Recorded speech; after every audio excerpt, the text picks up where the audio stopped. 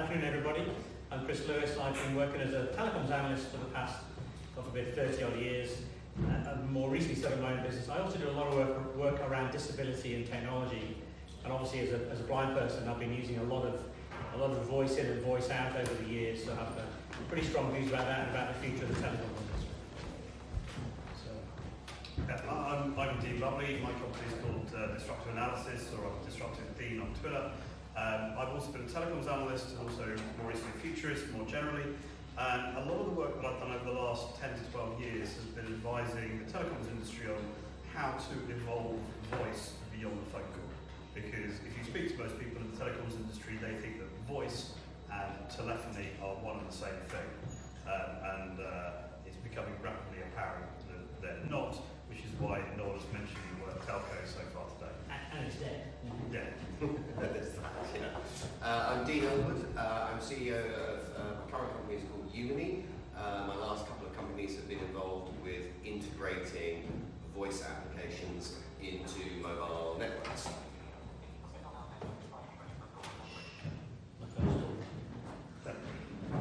Okay, so we've got the first question, and like I say, we'll get questions from the audience in due course, but it's a question to all of you, both Deans and Chris Lewis.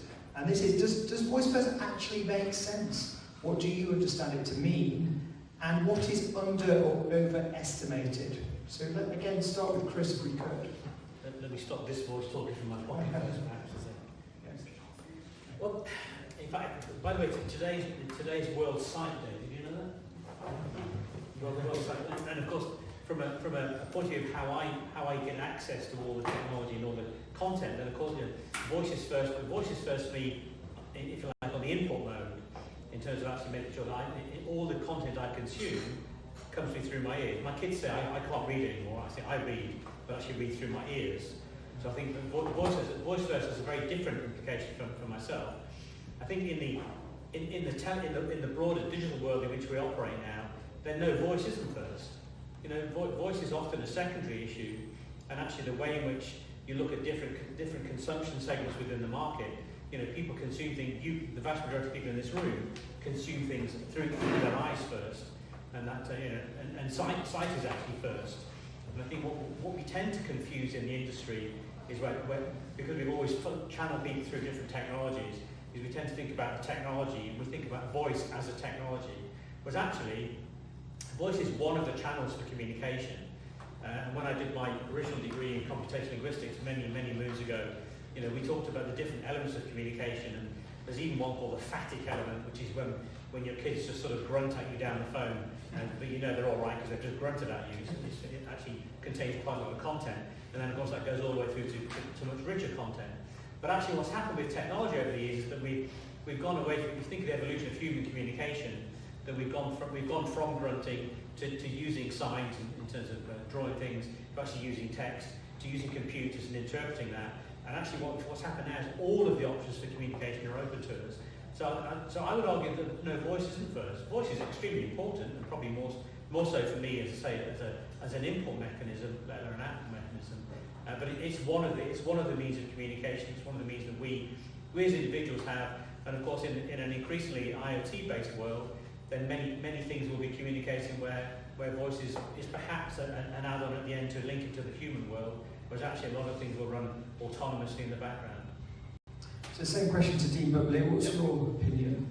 Well, I think again, following on from what Chris said, there's different ways in which we interact or communicate with each other. There's whether that's between people or whether it's with a service or an application or a machine. There's imparting information. The train will leave at 3 o'clock. There's imparting a sort of intentional transaction, which is I want to buy a ticket for the train. And then there's more like connection and emotion, which is I really like trains. And I know you do as well, so come with me. For example, and there's different ways which are designed to map to those human requirements for communication mode. And so we've grown up with the phone call primarily for the sort of communication, for information you call your bank, or for the connection side of it, or maybe calling a relative while you're traveling, or calling your mother for a chat, where actually the content of that doesn't matter So we've grown up with the sort of phone call as the primary communication medium, plus I guess letters, then fax machines, then email, then text messages, now social media and a million other sorts of messaging and video conferencing terms. So communication has expanded to give us all of these different options, and that's also true for the transaction piece, for interaction, and to some extent, particularly video, for the connection. So certainly for some people, also messaging for the connection bit. So I think that voices can be primary for certain things. The sort of wish you were here phone call. In fact, ideally you rich with video. But for other things, if I'm looking at 100 different flight options, voice is terrible.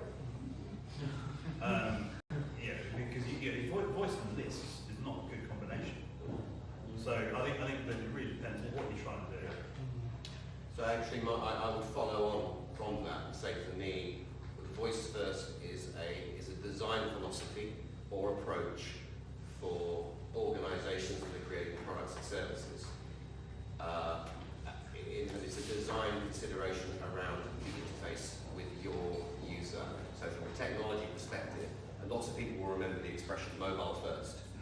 So applications developers, we used to have in their primary interface with their user being keyboard, mouse, screen, whatever. Mobile first, what that meant within the tech industry was we have to think about users slightly differently. Now they're interfacing with a much smaller screen, touch screen, they're generally mobile. For me, VoiceFirst is a different design approach to applications and services. And the most interesting thing about it is it is so radically different. So with mobile first, you could take a website or any sort of visual UI of an application, and it was relatively straightforward to see how that might work on a smaller device, on a mobile device. It was sort of the same, the design and development philosophy was very similar between the two. VoiceFirst, I could count on one hand how many organisations in the world are specialists in voice interfaces. They're very, very few of them, and it's a radically different approach. You have to completely rethink your entire application. That's what makes it, for me, so interesting. Some great insights there. So my next question is with Chris Lewis. Can I challenge you? Oh, yes, do. So why are there so few? And is that because, so in the communications world and in the contact centre world, we talk about omni-channel. In the retail world, you say, okay, you want people either going to shops or they, God forbid, make a phone call, and now have frustrating the phone call side of it. So is that because businesses don't understand that actually some of us do want to call in? Some of us might not be able to use a touch screen or might not be able to go to a physical shop. Is it just lack of awareness? The very small number of organisations being specialists in developing this stuff, I think, comes down to technology, and it's the simple technology curve of the quality of capability of voice recognition, the processing of that, reaching a point where it's genuinely useful.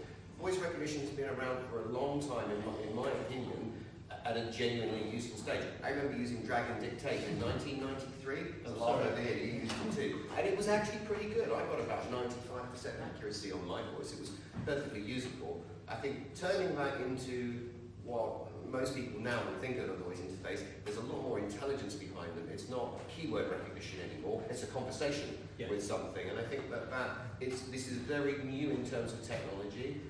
It's very new in terms of going to mobile devices, as Dean was talking about earlier. It's getting it in the chipset on the phone. It's an incredible technology achievement, and it's very new. So I think it's in a very new space technologically. But it's interesting because when I thought, sorry, what was it? No, I'll be sure. I'm sure you're there, I think my first Logico, when I joined Logico in the 80s, had a company called Vocalis that were doing exactly that sort of front end. But the processing powers now we almost have infinite processing. Sorry, Sean. So Chris, my question to you then is, do you see a future without a mobile phone? Well, I guess the question, if we're going to be linguistic about it, if you parse your question and say, first of all, what is a mobile phone? Because when we first had those big bricks that were emulating phones, that's one thing. Tom Jolly, yeah. But the things that we now have in our pockets now, they're not really mobile phones, they're mobile compute devices. And interestingly, the way I use it, my phone stays in my pocket the vast majority of the time, and I use a little remote keyboard to actually interact with it. So I never interact with the screen at all, and a little Bluetooth earpiece. So I think the way we define what a mobile phone will be in the future is going to change. And in fact, I was thinking about this as I was listening to some of the other conversations, and that rather than thinking about it from a technology-centric point of view, which is what we as analysts tend to do, because they tend to be the people paying us to do the analysis.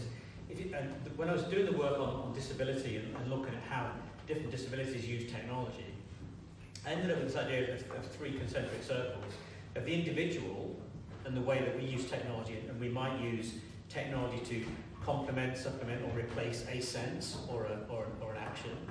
So my favourite example of that, I have no idea how old the average age in the audience, but I'm sure some of us remember the $6 Million Man from our youth days. You could probably do that today for about between $50,000 and $100,000, by the way, because it's just come down so much. But think of that individual and how we might use technology around that. All the microphones you talked about, and sensors, and using sound and vision and touch and so on. And then within the home, because if you're many of us have elderly parents who we want to interact with, having that lanyard around the neck with the emergency button is fine, but if only a third of them carry it, and only a third of that third think about pressing it when there's a problem, that's an issue. So actually having the sensors around the house, whether it be an Amazon device or a Google device or other specialist device, that are listening to activity and keeping us informed of how our parents are behaving or not behaving or not eating or whatever. And then the layer around that is then society as a whole, whether it be CCTVs or sensors within a smart city environment. So in many ways, we don't necessarily need a mobile phone device as such. I think they will evolve. There will be a hub, and we will process things at different levels, as Steve just said. Sorry, as both Steves just said. That actually we will process things at different levels. So do we need mobile phones? No, we don't. But we need access to be able to analyse and interact with either from a voice point of view, or if voice is cut off from you as a means of communicating, then to have touch or sight and other things like that. So no, we don't need mobile phones like that. But we do need things which the environment around us will allow us to communicate. That's good, very interesting. So now a question to Dean Bubley. When you look at a voice assistant and the Apple approach, which is largely locked down, Google and the Google Assistant Android ecosystem, which is more open, over time, who do you think, Dean, will actually win out? That's a good question. I'd say there's also going to be another category, which is mission-specific voice interfaces. Yeah, so for example, you might find that your set-top box from a cable TV company or a help function on a phone comes from another part where there's a constrained set of questions, and it might use cloud-based AI to sort of to boost that. But in terms of the home and device approach that we've heard about this morning from Google and Amazon, I think they are going to become increasingly important. But I don't think I think this is not one of those winner-take-all markets, because there are such a variety of different preferences. There is going to be a variety of contexts in which we want to use voice, whether it's also is it person to machine or person to person with something in between. So the real-time translation type use cases for voice are really interesting. And in that case, it may well be that what I have and what you have, or someone else in Japan has, is a very different platform. It's fairly useless to have an online translation service where my iPhone won't talk to your Samsung, if we're apart. So I think that there will be certain things that are designed as a thin layer which are horizontal across everyone. There are some which will be domain specific, and particular areas around, say, security. Security, and so I suspect you'd be much happier using a voice interface to Apple Pay than using an Amazon interface into your bank via your phone or a third-party device. And I think that will probably have implications, say, probably for healthcare as well, where closed ecosystems will fit better with regulatory, or health and safety in an oil refinery or something like that. Interesting answer there. So, to Dean Elwood, what do you think to Siri shortcuts? For me, Siri shortcuts feel like a first step, something. I think that we'll look back on them as something that had to be in place at the time, but I hope that they're not around for very long. I hope that we can simply have conversations with things. Don't really want to have to pre-program a shortcut, a keyword, to spark something up. I really want to have a communications interface. I want to actually chat with a device rather than have this sort of preset shortcut. It feels like function keys on keyboards. Just from the audience, really, has anyone actually created a Siri shortcut? I mean, I'll confess in a minute what I've done. But, oh yes, so at the back, is it Chris again? It is. What Siri shortcut have you created? Maybe I'll bring the mic so you can see.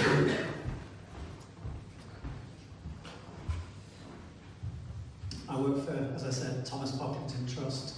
You try typing that out with your name, chris.jenkins at thomaspocklington-trust.org.uk. So I created a Siri shortcut, so I put my email in and I added an extra action which says copy text to the clipboard. So I just run the shortcut and it dumps that email address onto the clipboard so I can just paste it into an application when I'm signing up for a new Apple service.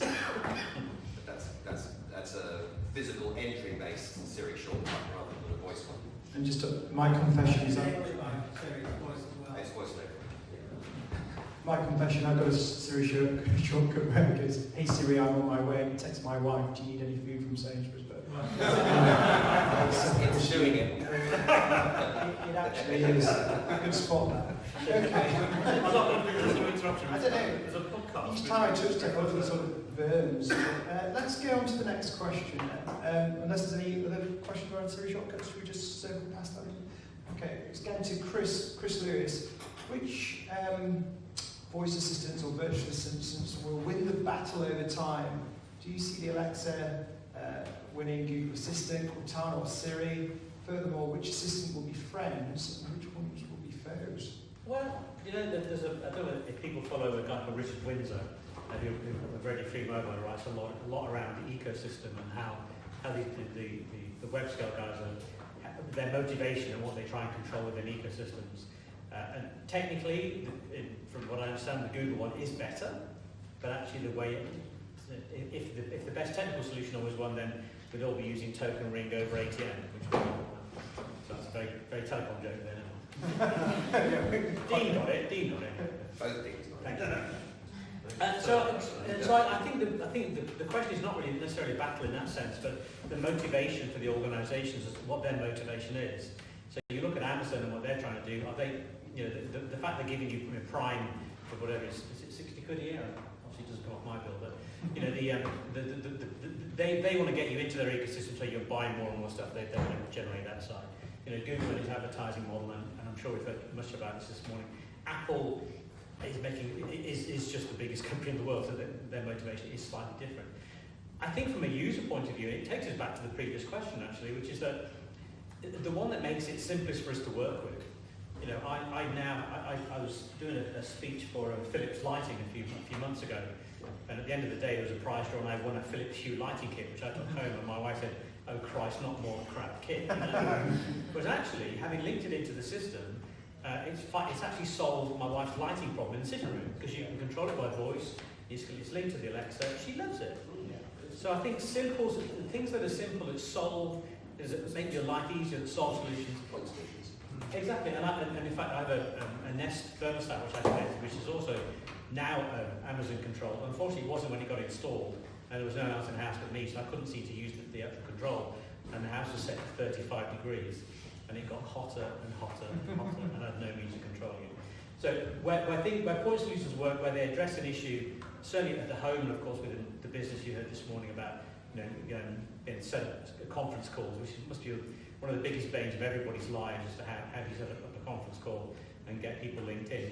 So that sort of shortcut is my idea, by the way, by Dean, you know, just to please set up a conference call with Dean and Dean and Dean. You know, so. Yeah. Android team as well, yeah? Yeah, exactly. Okay, moving on. Okay, yes, sorry. But I think the important thing is that it's not an either or, is it? I mean, I'm sure at the moment I have 3 Amazon Echoes around, one in the office, one in the bed, one in the kitchen, one in the bedroom.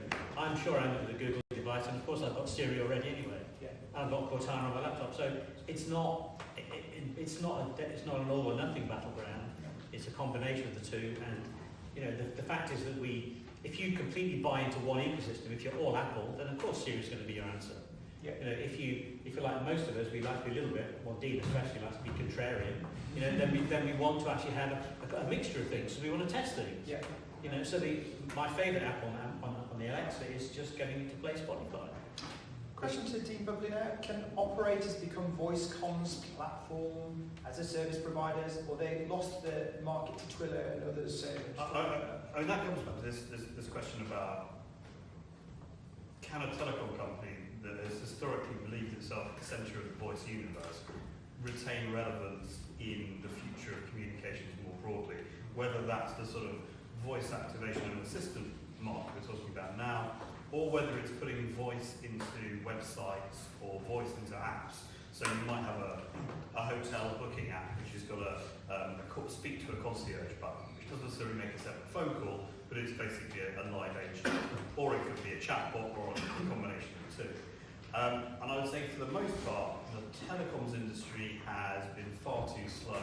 In theory, this is exactly what a Vodafone or a BT or an AT&T or a China Mobile ought to have done for the last 10 years. But the typical way there's probably lessons elsewhere, is the typical way the telecoms industry works is it's standardise stuff first and then see if anyone wants it, rather than put something out there and iterate. So I sometimes joke that the telecoms industry takes 4 years to spot a good idea, 4 years to implement it, and then 4 years to realise they were too late. And I think that we're probably entering the too late part of that at the moment. But, and also, I think you've got to remember that obviously the telecom industry was built on the phone call, the building-to-building phone call. That was the market, that was the application. And now the application is so.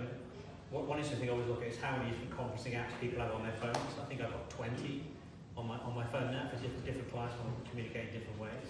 And I think it just, that market has exploded. The market has grown to address the demands of the people using it. Yeah. So telcos aren't telcos anymore. Telcos are connectivity providers, provided, if you want to say, they're the on-ramp providers for the motorway system. Where this might work is in things like smart home. And so I can imagine that, say, Comcast, a big cable company in the US, just bought Sky here. For certain voice applications, it could be around controlling TV, it could be set the burglar alarm. For the smart home, those guys have a certain role for a certain set of tasks. I don't think you're going to be asking the cable set-top box to buy groceries, but they may, the same way that TVs often, if you like, have a front-end platform, but then they link into Amazon Prime Video and YouTube and everything else. So you might see that telecom companies try to be a sort of gatekeeper.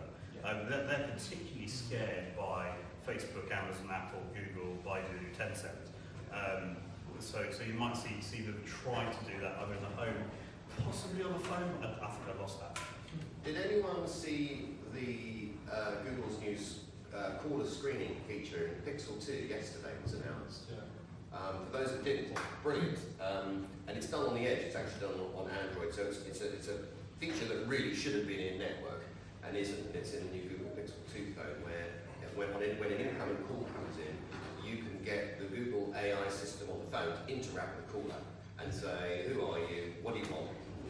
And it'll actually have a conversation with the person on the other end of the phone and then relay that to you, and you can decide whether or not to take a call. Absolutely brilliant. I think it's exactly the sort of thing that telcos should have been doing. As Dean says, they're now 10 years behind the curve. So BT has that service. BT has that interruption service, but it tends to be people who got a radio phone who was a highest delivery rank civil servant. They have it, just screening calls coming in. So politicians, but it's that awareness thing. It's actually a service that many of us would use to screen out those robotic calls. You're right, the Conservative Party MPs that get all their contact details they could do with something like that. Back to, just from the audience here, let's do that. Thanks. Two questions, if I may. The first one, we talked a lot about kind of personal use implementation here. Do you think there is a broader public policy play for a voice-first approach? And the second one, because I've just been thinking about, I've got a 14-year-old going on, a 17-year-old at home, and it's really, really interesting. She just doesn't use voice at all, so I'm on a simple trip here. She's either doing everything on text via voice app, or she's got She's got some kind of video streaming service on which she and her mates do their homework on while talking to each other and exchanging makeup tips. But the kind of the voice play just doesn't happen at all, and it's either all text or all video. I think you've hit on one of the big issues there. So from a policy point of view, if you look at the whole population and the percentage, and we're always seeing the smartphone penetration, like, my 85-year-old does have a smartphone or an iPad, but we took us a few years to get her into it. And there is a large proportion of the population who don't, either for age reasons that never got involved with it, who want to be voice first, and therefore, yes, it's a big chunk.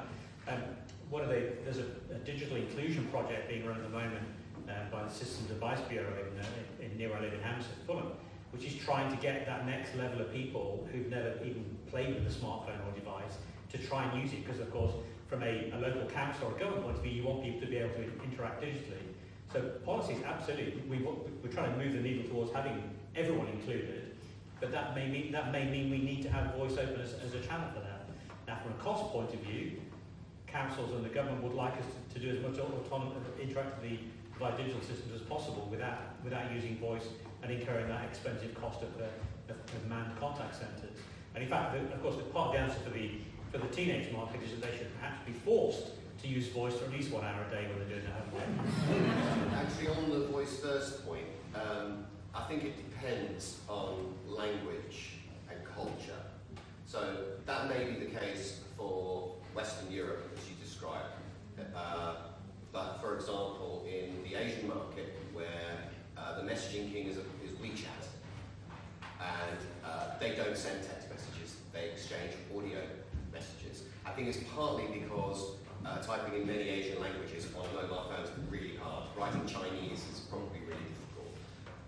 So a lot of that can be driven by culture. I think WeChat has got 2 billion users exchanging voice messages. Just going back to the age point of view, so you've got a 14-year-old, I've got a 5-year-old, and she will quite happily interact with voice. So much so that we were out shopping one day in the car. She said, "Mummy, what are we doing now? We're going home." I said, "No, we've got 2 more shops to do." And so she said, "Car, drive us home, please." I said, "Look, we are there, but not in the car we've got." I said, "It's going to happen, but I was like, I'm lucky, Mummy's got the overriding rule today." But I think it's just Generational. well, I'm not even sure it's generational, because I think that it probably is only in a couple of years. Like if you ask goes like a 7 or 8-year-old, they might not be as forthcoming with it as the young. But isn't that the same issue as the babies crawling up and banging on the TV thinking they're going to get some response out of serious girl? Yeah, there's another question at the back. I can see the gentleman in that. I mean, on a similar sort of point, the other thing I was going to say was the voice is, like everybody on the planet knows how to communicate, like, by language of some description. And therefore, where some of you guys have been saying, I don't think it's going to be voice first, I would actually disagree with you, because actually what it's going to do is democratise access to computing. So, like for instance, if you look in the Asian market, you now have a lot of children in India growing up with access to cheap Google devices, which they can get for $20 or less, and they're able to access the internet without even being able to read, because they can access it via their voice, and get responses. Well, I think for some people, you're right, but his voice is appropriate for some people, some of the time, for some uses, on some devices, in some places, in some contexts. And I think that we can't generalise. Yes, we all use voice, but also we use body language, we use sign language. A large, not everyone can use the written words, and I accept that there's still not complete literacy. But there's lots of ways we communicate verbally and non-verbally. It doesn't mean that we want to communicate verbally all the time. I hate unexpected phone calls. I suspect a lot of people here probably do. Everyone does. Well, I had a great line a while back. It's really stuck with me. The only people who phone me are my parents and people I don't want to talk to. And I think that everyone else has a better way to get in touch. And it's if it's pre-arranged a conference call or something, fair enough. But otherwise, there's an interesting study done a while back which was looking at the cost of phone calls versus the sort of typical earnings per hour or per minute. And it used to be that phone calls were so expensive that you could probably be expected to drop whatever it is you're doing and answer the phone because it's probably more important.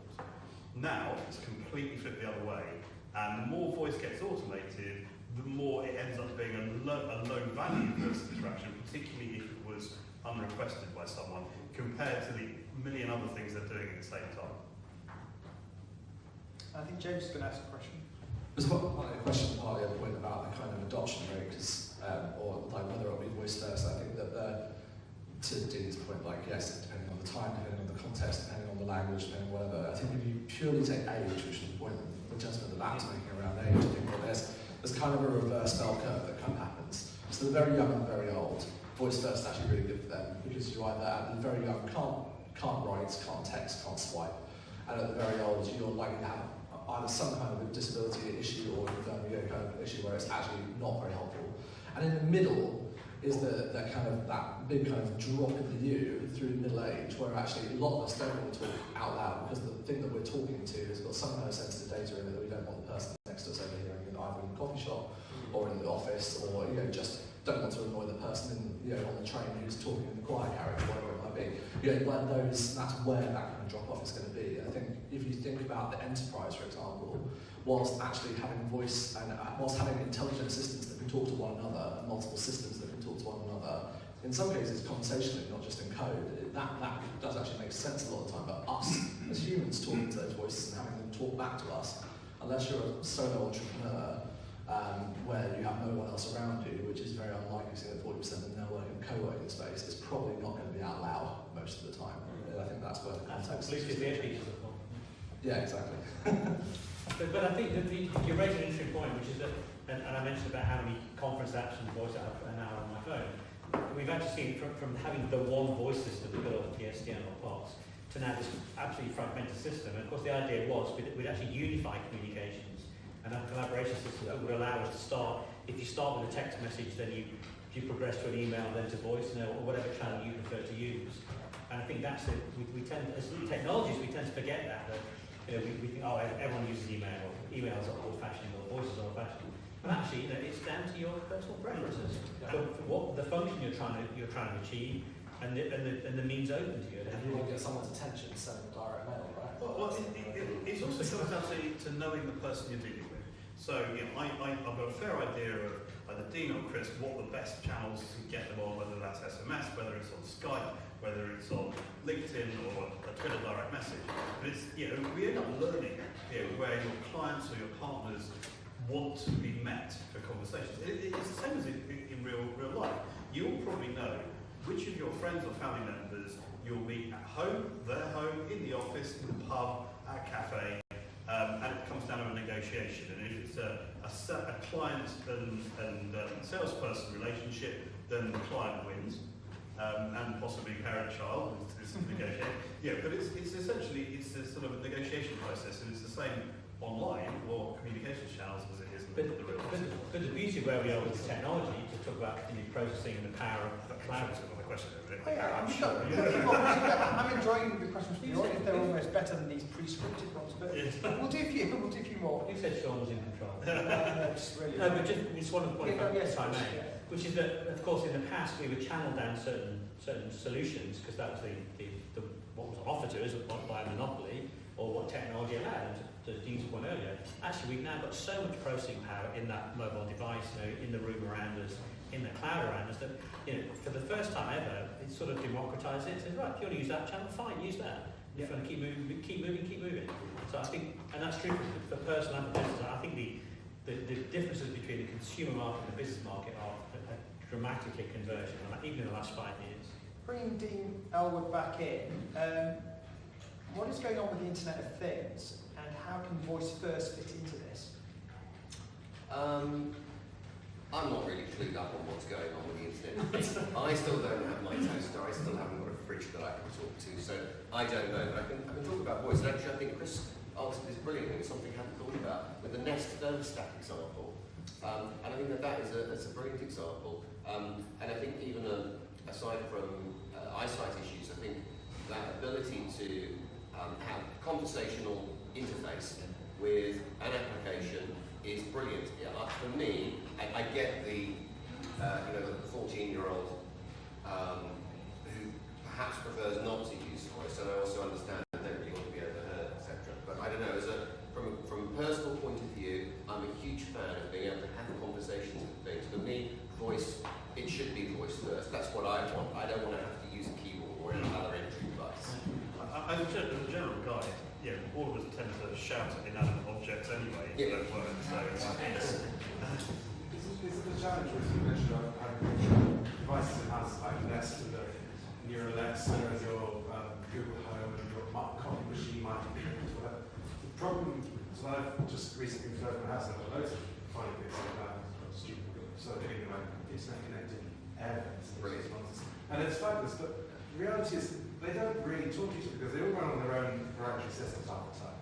They may or may not have some sort of connection between one or the other, but they don't. There's certainly no given. There's no common language. I think this is the point. These things. I think this is the point I was getting to earlier about there are very few people in the world who know how to design voice-first products because it's new, and the whole way that you approach the design of those products is so radically different than what's gone before. I think there's going to be many years, unfortunately, of filling our homes with crap before we've really got products that are well designed as the current ones that we do. And the other question is in what direction do you do that interoperability? Do you want to have something which unifies the spoken interface to your music collection at home and in your car, or do you want something that unifies the voice interface with your music collection and your boiler? I think the idea of having a platform where you know that you go into the house and you say, turn on music, turn on to X, and get rid of this bad sound in the kitchen, and it all does it all in one go. Is a simple thing. I mean, that's otherwise it's just like to go into 3 different apps and connect to each other. But the typical voice that's what. Yeah. Or automatically does it because it senses you that it knows what you like. But the difference just a common language we've got. I think Dean, I was talking to you earlier on about the idea of them actually just talking to each other in natural language. So your TV actually you hear your TV telling the phone, telling the airbag to turn itself down. Why would it talk? You don't want them talking in your presence, do you? But then it's transparency, so they're talking to each other. Talking in what sense? It could be done with nothing. So I think we're going to bring that to a close there. There's some good questions there. Just a round of applause for the panel. To Bubley, Elwood, So, we've only got 2 more sessions left. I'm really excited to be interviewing James as a penultimate, but the next session is interactive because we want a bit more energy going around. So I'm just going to quickly flick through the instructions and the slides here, and then I'd like you to get into teams of 4. But if you just go through this here now.